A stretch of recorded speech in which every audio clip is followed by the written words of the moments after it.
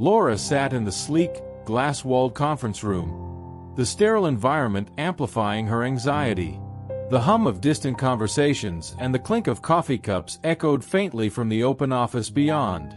Her boss, Richard, stood at the head of the table, arms crossed, his sharp gaze drilling into her. "Laura," he began, his tone clipped, "we need to talk about your recent projects. They haven't been meeting the standards we expect." Laura's heart sank. "I thought the last campaign was well received," she managed, forcing herself to meet his gaze. Richard shook his head. "It performed, yes. But performance isn't enough. We need innovation, something fresh.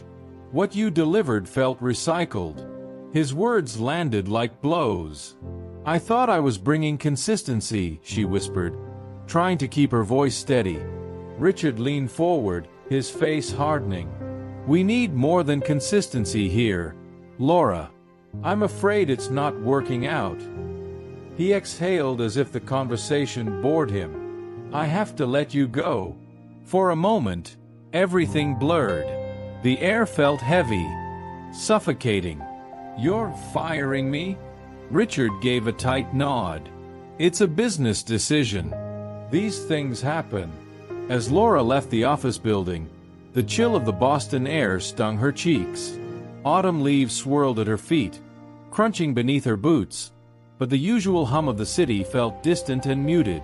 She wandered aimlessly, each step weighed down by the ache of uncertainty. "What am I going to do?" she whispered, catching her reflection in a shop window.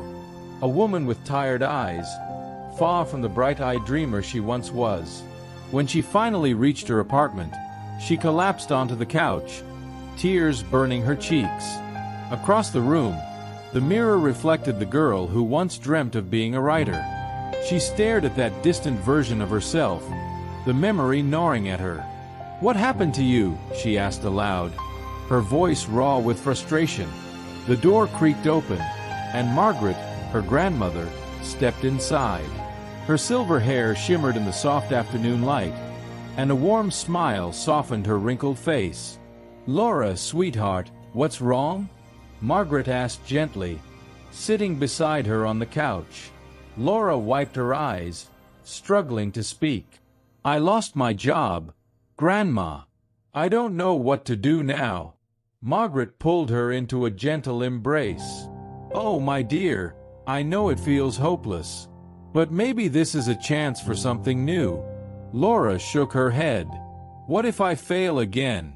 What if I'm just not good enough?"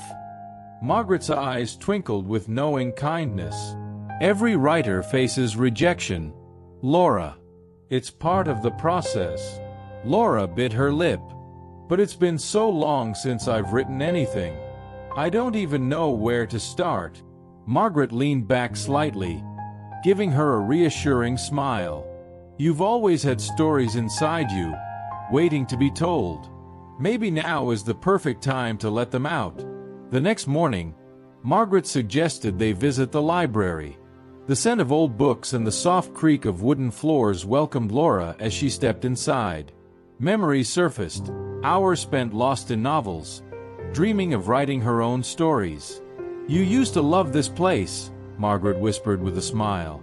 "Remember how you'd say you were going to write a book one day?" Laura nodded, her heart heavy. "It feels like that dream belongs to someone else now." Margaret chuckled softly. "Dreams never really leave us, dear. Sometimes, they just need a little reminder." They wandered through the aisles, letting their fingers trail along the spines of dusty books. "You know," Margaret said, glancing at a shelf of old classics, "I had my fair share of rejection letters, too." Laura blinked. "Really? I thought you always had it all figured out." Margaret shook her head, laughing. "Oh no. My first manuscript was rejected by 10 publishers. Each letter felt like a punch to the gut, but I kept going." Laura gave a small, hesitant smile.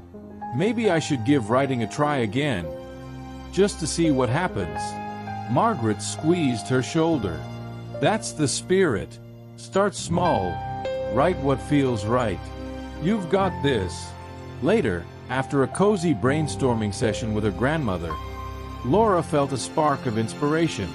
"I think I'll join the local writing group," she announced suddenly, surprising even herself. Margaret clapped her hands together. "That's wonderful! You'll meet so many creative souls there." "But what if I embarrass myself?" Laura asked, chewing her lip. Margaret gave her an encouraging smile. "Everyone is there to share their stories. Just be yourself."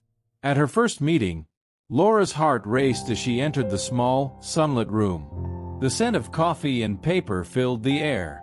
Among the scattered chairs, she noticed Ryan, the charming illustrator she'd met at the library, sketching in his notebook. "Hey, Ryan," Laura greeted, her voice soft. He looked up, his green eyes sparkling. "Laura, glad to see you here. I was worried I'd be the only newbie."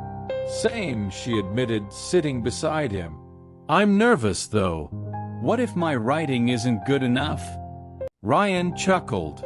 "We all feel that way. But that's why we're here, right? To improve?" The facilitator introduced a writing exercise. Share a personal failure. As group members opened up, Laura felt a strange sense of camaraderie. "I submitted my novel to 10 publishers," a woman confessed. "All rejected me. It was crushing." Laura leaned toward Ryan. "I know how that feels," she whispered. When it was her turn, Laura stood, her heart pounding. "I lost my job recently," she began, voice shaking.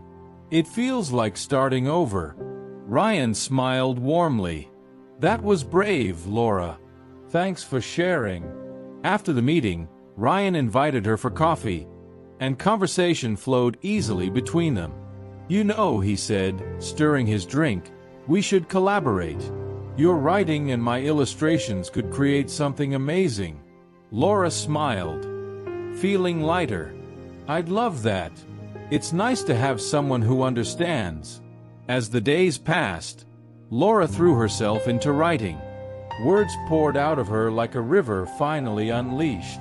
Her cozy writing corner became her sanctuary, and for the first time in years, she felt alive. Ryan stopped by one evening, leaning against the doorframe with a grin. "You've been writing non-stop," he teased. Laura laughed. "It feels amazing. I forgot how much I loved this." "Just don't forget to rest," Ryan reminded her gently. Self-doubt still crept in from time to time. On one difficult night, she stared at a blank page, paralyzed by fear. Her phone buzzed, a message from Ryan. "Believe in yourself. You're meant to tell these stories." His words gave her the push she needed. At a book fair, Laura spotted an independent publisher's booth. Her heart raced as she clutched her notebook, nerves prickling at her skin. Ryan appeared beside her. "You've got this," he whispered. Taking a deep breath, Laura stepped forward. At the next writing group meeting, Ryan suggested something bold. "Let's hold a public showcase," he said. "It'll be a chance to share our work." The idea terrified Laura, but it also excited her. "A showcase," she whispered. "That sounds incredible." The group agreed enthusiastically, and Laura felt a surge of determination.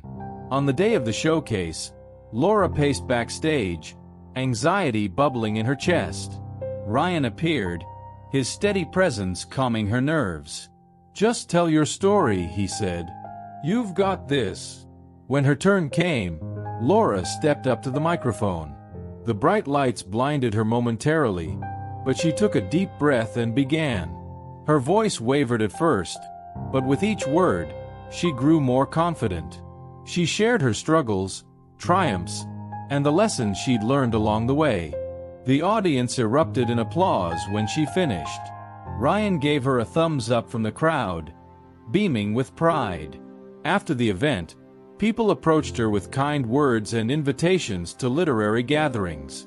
"You were incredible," Ryan said, joining her. Laura smiled, a weight lifting from her chest. "Thank you for believing in me." As they walked through the crowd, Laura felt a deep sense of belonging. This was only the beginning, and she was ready for whatever came next.